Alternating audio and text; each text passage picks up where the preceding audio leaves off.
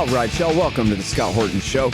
I'm the director of the Libertarian Institute, editorial director of antiwar.com, author of the book Fool's Errand, Time to End the War in Afghanistan, and the brand new Enough Already, Time to End the War on Terrorism.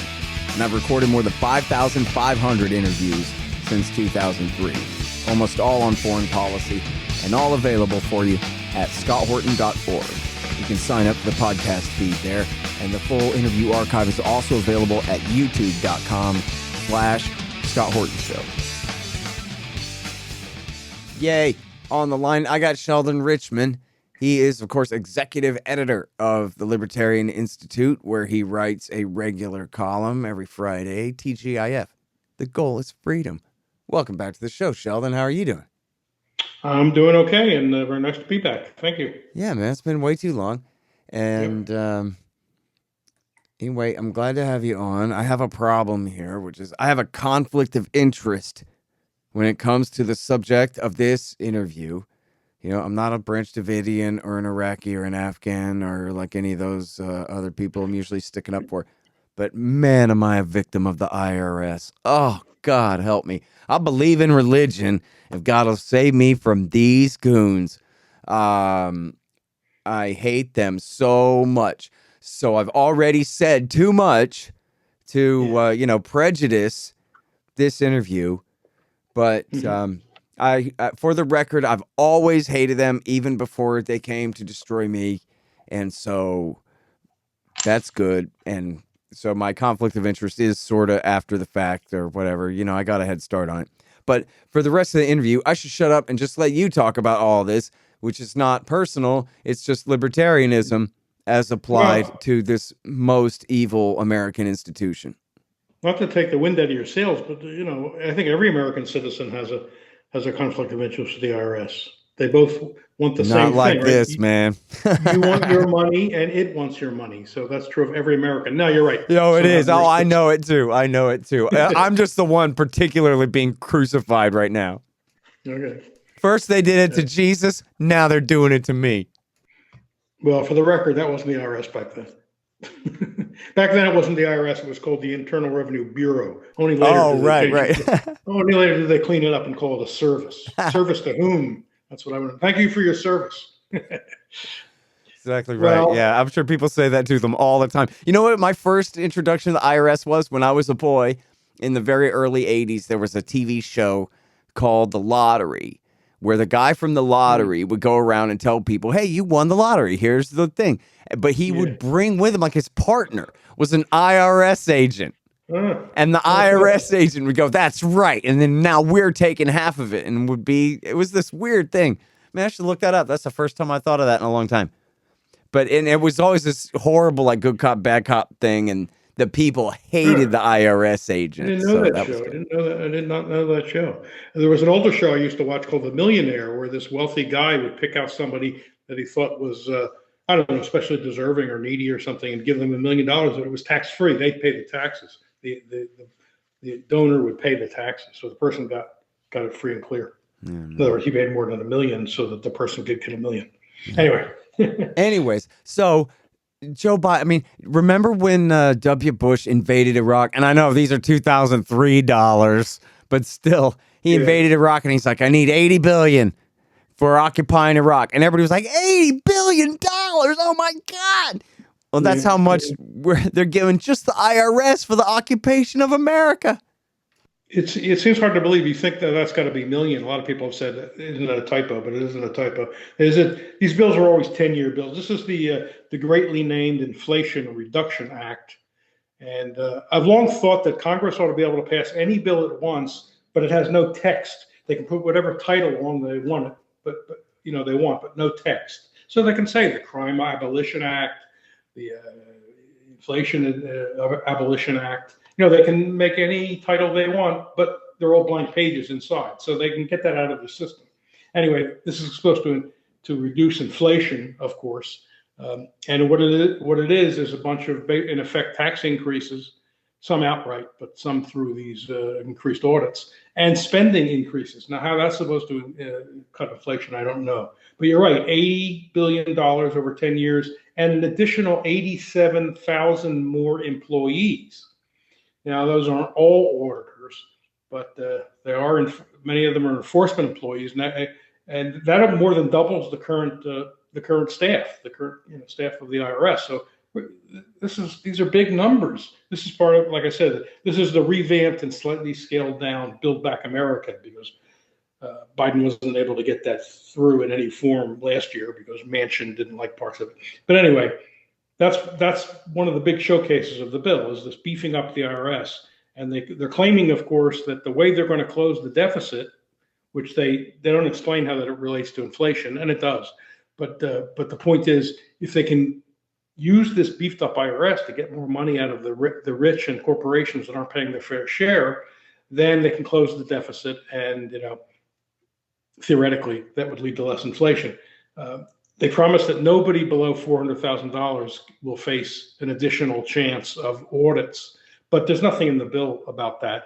And we know how these things work. There aren't enough rich people. Unfortunately, there aren't enough rich people, number one. So they're not going to be able to get the money they say they're going to get, which is like $300 million over 10 years, which is a very tiny percentage of the debts of the deficits that will accumulate over the 10 years anyway, like 2%. So even there, it doesn't matter much. But they're not going to be able to get the money from the wealthy people. Number one, there aren't enough wealthy people. Number two, wealthy people, by and large, don't evade taxes. In other words, they don't violate the tax laws. They avoid taxes. Tax laws are complicated. There's all kinds of things built in, exceptions and so-called loopholes.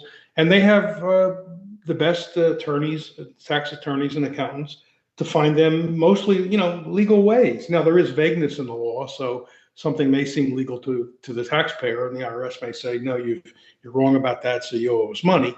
But the point is, they're not going to get enough if they only go after the people they're regarding as, really, really wealthy, which means they're going to have to turn to lower hanging fruit, which are people below 400,000, which means middle class people. And then you need to get a lot of them, because you're going to get less money per person out of them. So you need to get a lot of those people. And the CBO last year, in doing an analysis of this sort of thing, said every group of taxpayers will face a higher risk of auditing by the IRS. So all this language designed to make us relax, don't worry, if you're under 400,000, you're safe, is just propaganda, and it's just bad news. It won't do anything about inflation, because the government will keep spending, and even if it gets some new revenues, it's more likely that they'll just spend the revenue. The Congress will spend the revenue on additional things that it wants, rather than even shrink the deficit. I mean, look, how many times in the past have we been told that beefing up the IRS will bring in more revenue and that will close the deficit? And yet the deficit keeps growing. The debt is at 30 trillion. The deficit last year was what was it, like 1.8 trillion, and the year and that was smaller than the year before, which was like 3.13 trillion. The deficit is large, and it hasn't gone down despite all these attempts to bring in new money. So obviously that does not work, and there's no reason to think it will work this time. So this is all the old, as I say, the same old snake oil, but in a new packaging. Yeah.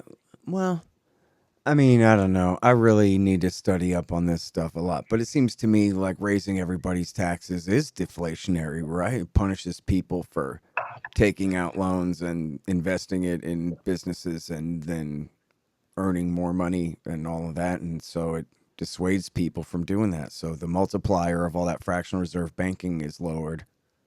Yeah, but we get less. We have less output, which means. I mean, if you raise it to 99%, that'd crash the economy. So anything between here and there crashes it to a degree, I mean, look, inflation is an expansion of the money supply. So the old proverb is it's too many dollars chasing too few goods, or more dollars chasing the static amount of goods. But the fact is, the amount of goods aren't static.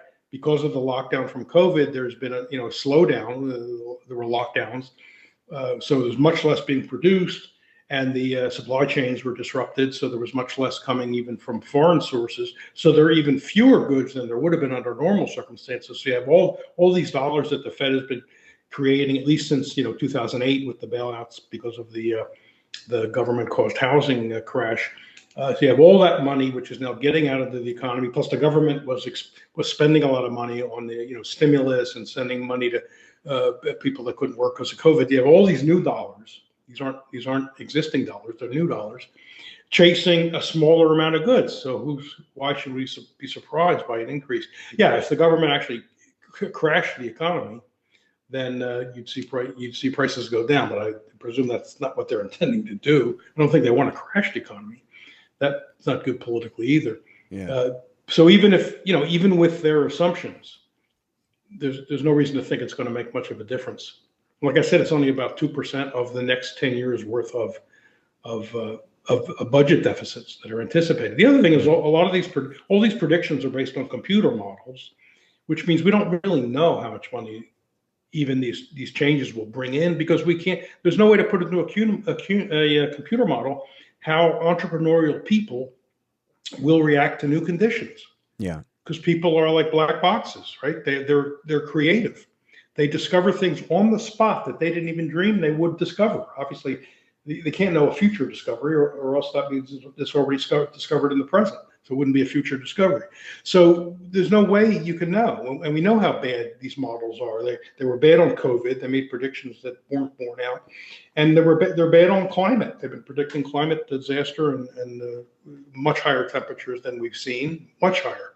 And so why should we have any confidence in numbers about the future that these models give us? It just doesn't make any sense. Yeah. So, I mean, that's really the bottom line here, is that this is a negligible difference when it comes to financing the national government. But it's going to make a huge difference in terms of the police state that the Americans live under, and everybody being audited to death and this kind of thing. And the power that the regime has to target whoever they want specifically, and not just necessarily the right, but anyone who's in or out of their favor, especially business-wise, right? Mm-hmm. Mm-hmm.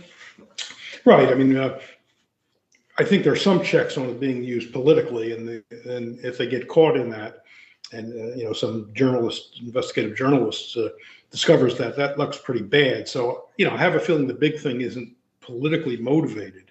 I think it's just the agents, the people who have maybe informal quotas, if not formal quotas, are going to want to need to have skins to nail up on the mantelpiece, right? Here's how many taxpayers I got. Here's how much money. So the money may be less than they're expecting, but that's because, like I said, the rich, there aren't enough rich. Too bad. I mean, I wish there were more rich people. Yeah. I wish we were all rich. I wonder if there's a slide somewhere. I bet there is. Even if it hadn't leaked, I wonder if even a congressional committee might have gotten a hold at one point of some kind of PowerPoint thing that shows on the sliding scale of people who you want to loot. Once they have too much money, you want to stop trying to go after them, because even though they have more money to try to steal, they have more money that they can afford on the margin to spend on lawyers defending themselves and make it more difficult to be worth your time.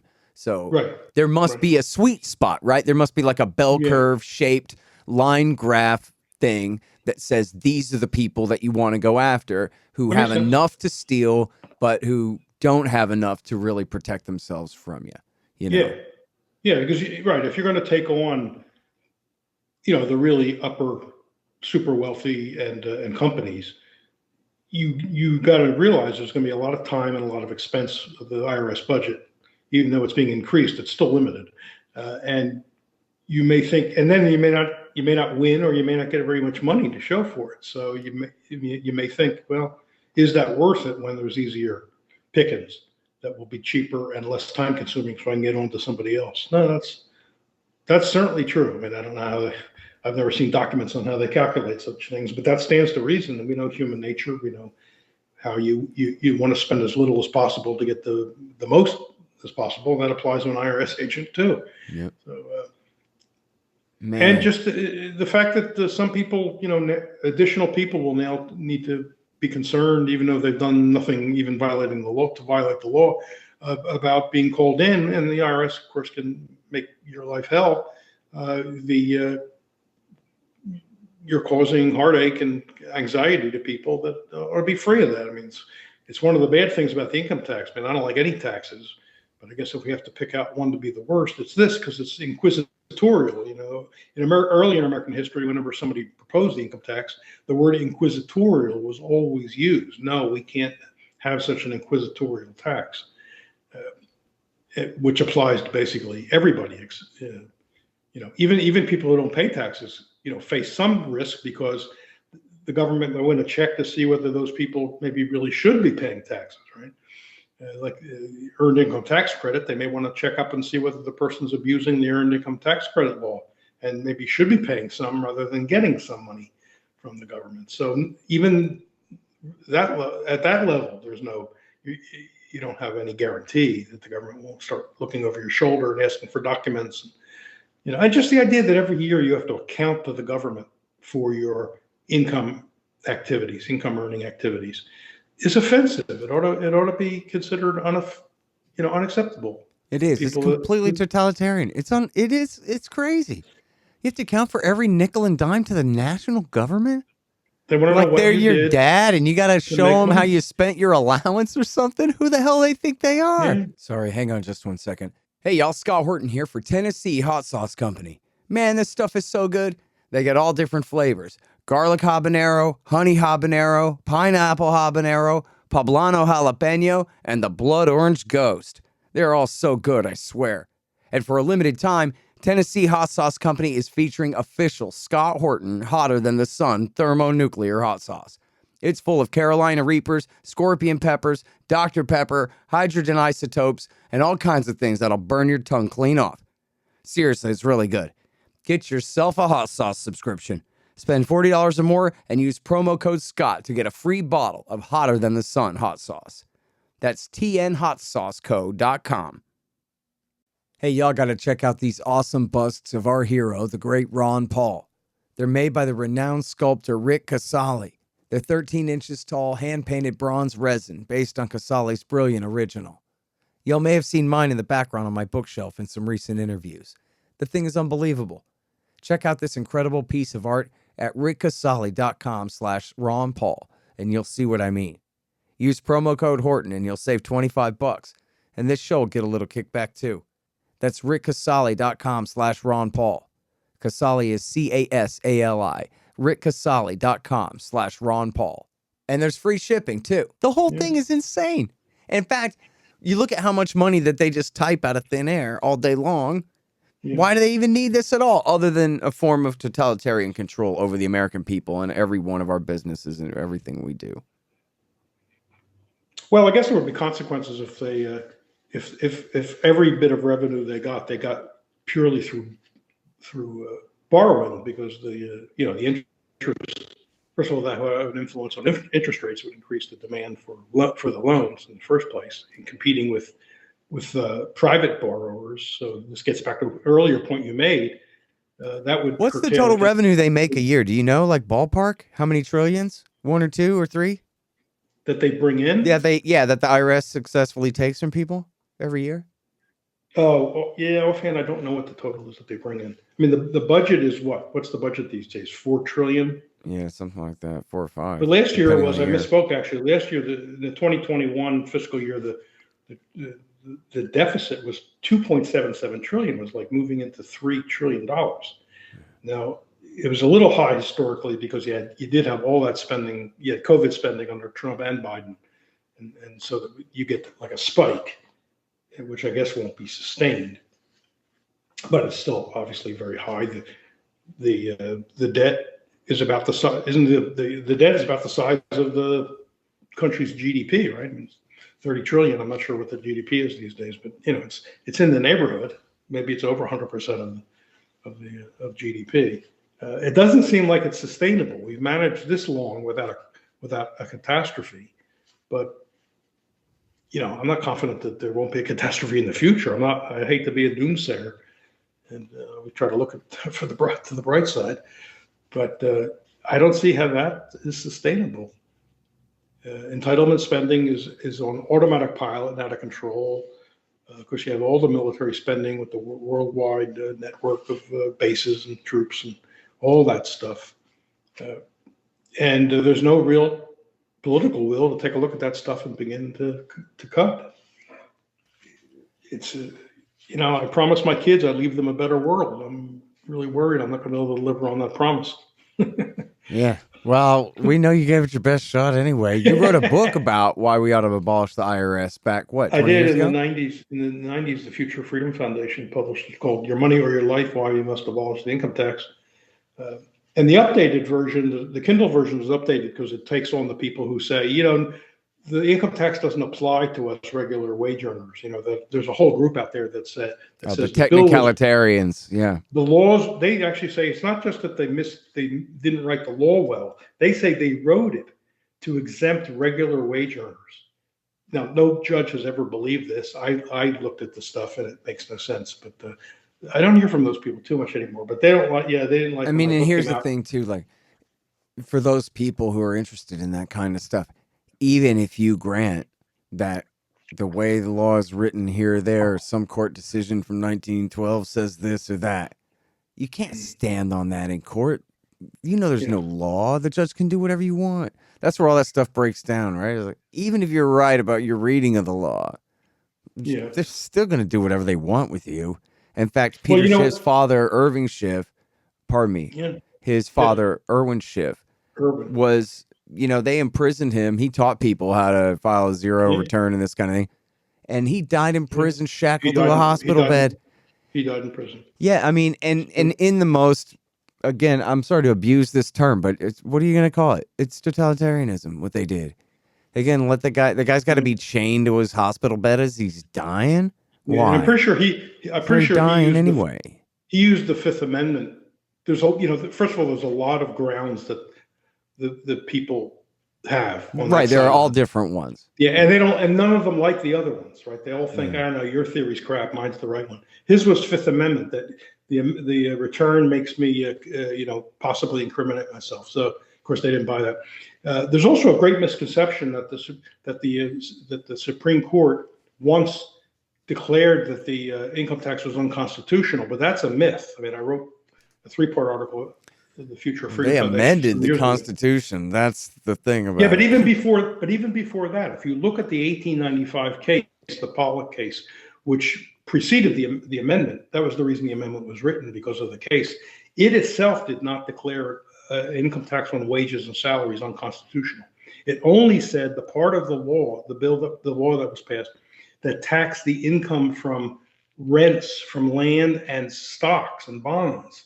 They said that was unconstitutional. Now, the only reason they didn't just strike those parts down and leave the rest of it, namely the tax on income, regular incomes, wages, salaries, the reason they didn't leave that standing was that they said if we only strike down the property side of it, it would conflict with Congress's intent. The intent was not to put all the burden on the wage earners. And yet that's what would happen if we only strike down parts of it. So therefore, we're striking down the whole thing. And then after the amendment was passed, and the same year Wilson passes his law, that court case that went to the Supreme Court under a case called Brewshaber, and the court quite openly said we have never held that the income tax on wages and salaries was unconstitutional. In fact, they said the Constitution now, even without the amendment, gave Congress the all-encompassing power to tax. I mean, it's an amazing. If you read this Brewshaber case, it'll make you sick to the stomach. In one paragraph, it uses about 7 or 8 different synonyms for the complete and all-embracing authority to tax, plenary power to tax. And guess who's vindicated by all that?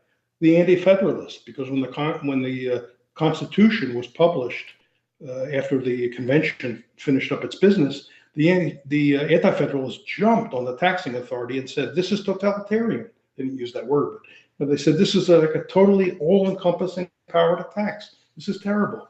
Yeah. And of course, it went through. The Constitution went through. Don't forget, the Articles of Confederation had no power to tax. So that we were coming from a Constitution that had no power to tax to one that had this all-encompassing power to tax. Yeah. In other words, what the Constitution really says is, we the people say there can be a national government, and then that's it. They can do whatever they want. It's all implied powers from there. Anyway, I want to get back to the Yeah. current Biden regime and their war against us. Oh, and we're almost out of time here, but you Okay. make a great point here about how corporations do not pay taxes. And from people who sort of have, what Mises call that anti-capitalist mindset, where they just kind of lean left on all things business, they sort of look at it like, oh, yeah, rich corporations trying to get away with paying no taxes. They're the ones who should pay more taxes. But it's the customers who pay more taxes, just like I'm renting this house. But when they increase the property taxes, they increase my rent by a couple $100. So who's paying the property tax? I am, not my landlord. It's I'm a combination. same thing all the way down, right? And then the other thing is I want to add real quick for you to comment on is that government employees don't pay taxes either. That whatever, if they file at the end of the year in whatever way, that's just some kind of bookkeeping trick. It's all tax money in the first place. They're only giving a little bit of it back. But that's not really paying taxes. That's just taking a little bit less at the end. Yeah, exactly. No, that's right. They act like they're taxpayers like everybody else when no, they're not. Bernie Sanders and the other, pardon the expression, dolts like that, think that they can, they sound progressive if they say tax corporations, they're all they're these wealthy. And if you say to them, well, corporations are people, they think that you're trying to get sympathy for the corporation. Well, you may or may not, but that doesn't change the fact that, metaphysically speaking, they're only people.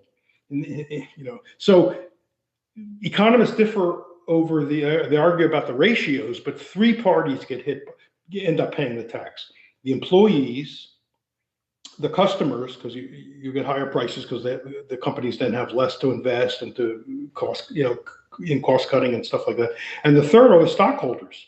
But many stockholders are not wealthy people, right? Anybody that's got an IRA or a retirement account of some kind has money in the stock market somehow, or in some index fund that has underlying stocks.